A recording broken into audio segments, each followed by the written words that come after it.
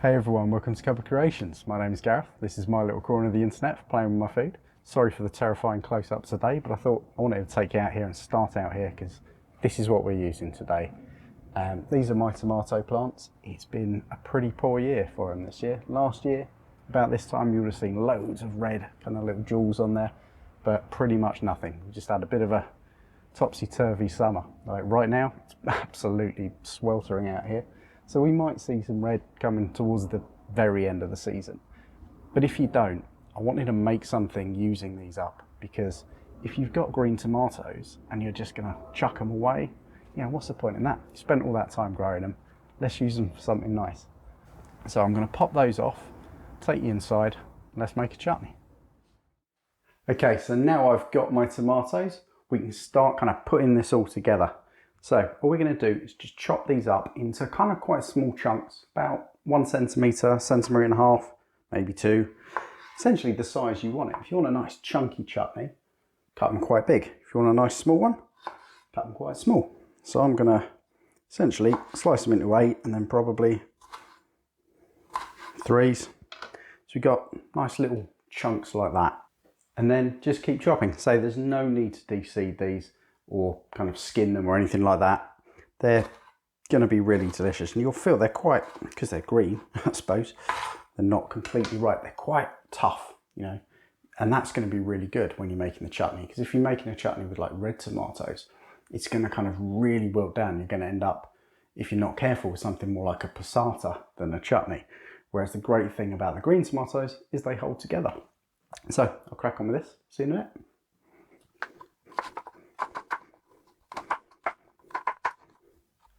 Okay, so I've got 500 grams of green tomatoes there, and I'm going to make the recipe according to that. So if you've got like 75% of that, use 75% of everything else. But all of the numbers I'll give you are based on that 500 grams. So next you're going to need an onion. You're going to want about 250 grams of onion. So that's one pretty decent sized one, or a couple of small ones. And we're just going to dice that up into fairly regular bits. You know, we're talking just under 1 centimetre kind of dice would be perfect.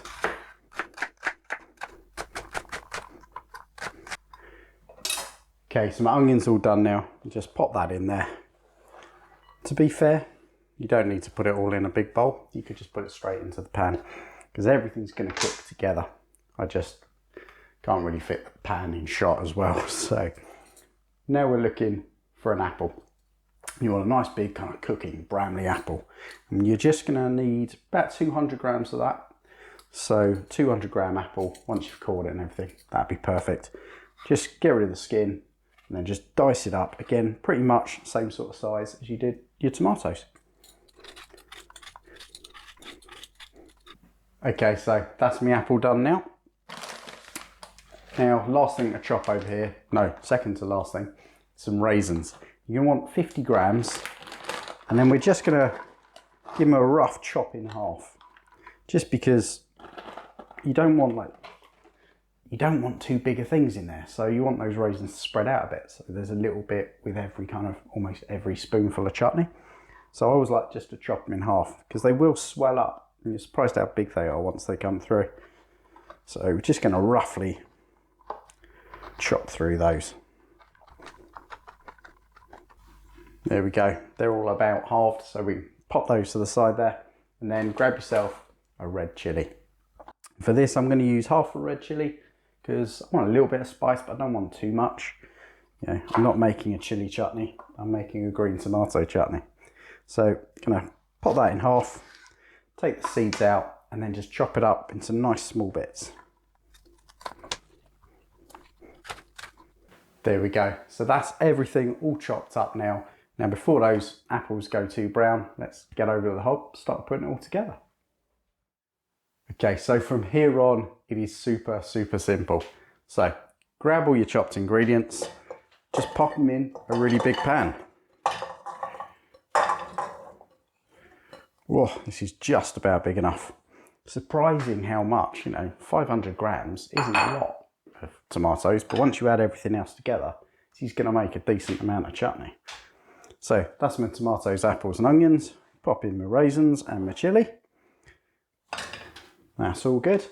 And then we're going to put in vinegar. And for this, I'm going to use malt vinegar. Now, I just love the flavour. You could go with something like a red wine vinegar or a cider vinegar, but with the kind of tomatoes and apples, you don't want it too appley, and you don't really want to bring too many other flavours in. But the malt vinegar just kind of gives it this lovely, I suppose they call it an umami kind of flavouring to it. It kind of just really deepens everything. So we're going to pop 200 ml of malt vinegar in there, and then sugar. So surprisingly, not as much sugar as you'd often think. So we're only putting in 100 grams of soft light brown sugar. We can just pop that in. And what that's going to do is just sweeten it up a bit. Those tomatoes, as they kind of cook down and the onions cook down and everything, that brings a bit of sweetness itself, even the apple.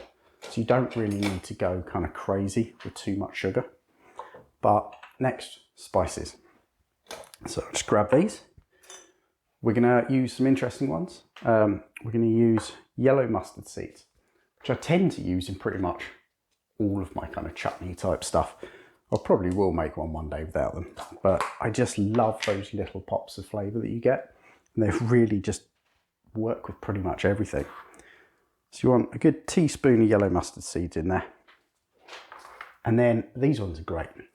So these are nigella seeds, and for me, these work any tomato dish, you know. They got a really kind of weird smell. They're kind of a little bit spicy, kind of also a little bit oniony almost. Really, really delicious for this. So we're going to put, again, a whole teaspoon in there. And those little kind of little black seeds in there will kind of add just a nice touch of colour as well. You'll get all these little flecks of red, the yellow of the mustard seeds, a little bit of black nigella seeds. And again, you're just going to get this something that looks nice as well as tastes nice, which is brilliant. So last thing, salt. You always want salt. So we're going to add in about a teaspoon of sea salt. And that's it, pretty much.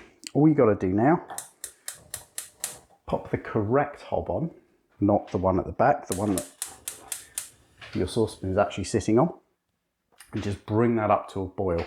It won't look, as you can see here, that there's much liquid in there to sort of come to a boil, but because it's vinegar, it will bubble up quite a lot, so it will start coming through.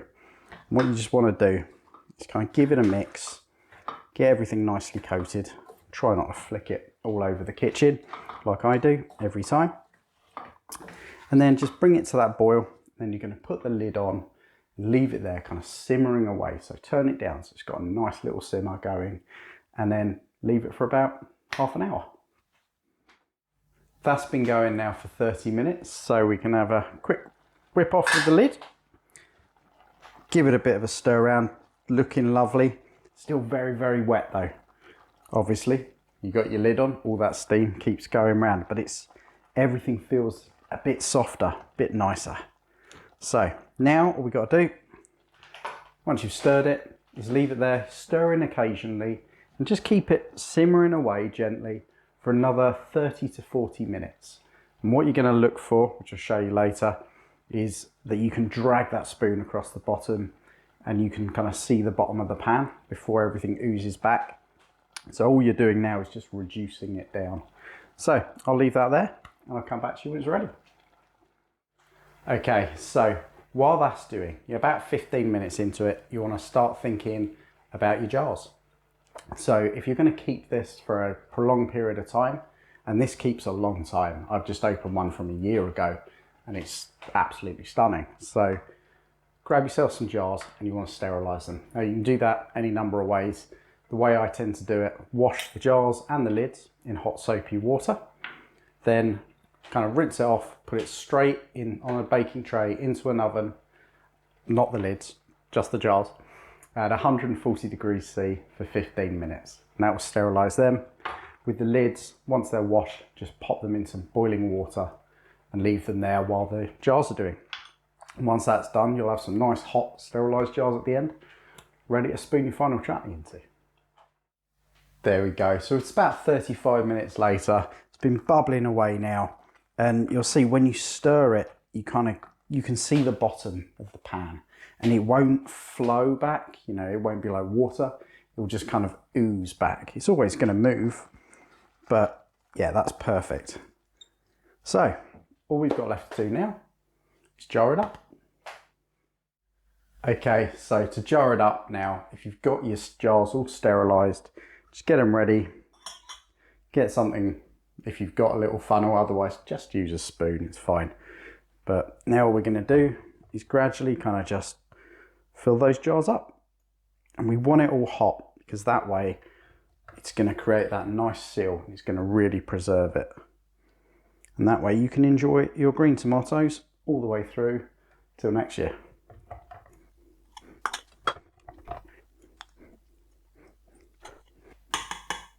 There we go. That doesn't happen very often. We've actually got the perfect amount for 3 jars. Yes. So yeah, it's about 750 ml there. So now, it's kind of hot. Just going to pop your lids on. And what this will do, as it's hot, it will suck the tops of those lids down. So if you've got proper like preserving jar lids, you know, same sort of stuff you'd use for a jam, you'll have these little buttons on the top. And as the kind of stuff inside cools, it'll create that air seal and it'll suck that top bit down. And you'll have a perfectly preserved thing. So yeah, just try not to burn your hands. Get those nice and tight. So there we go. There is my green tomato chutney. So it's a bit hot to show you too much. But yeah, that will nicely kind of just sit there. You can now just pop it into a cupboard once it's cooled. And we can open it in a couple of months' time, a year's time. You should probably give it at least a month, I'd say, just to kind of let the stuff, kind of all the flavours really infuse. But I would go probably not opening that one till Christmas. So I hope you enjoyed it. If you did like the video, please think about giving us a like or dropping a subscription. It really kind of helps the algorithm get these videos out there to more people. And I think this is a good one, and I'd like more people to see it. So I hope you enjoy it. I hope you give it a go, and I'll catch you next time. Cheers.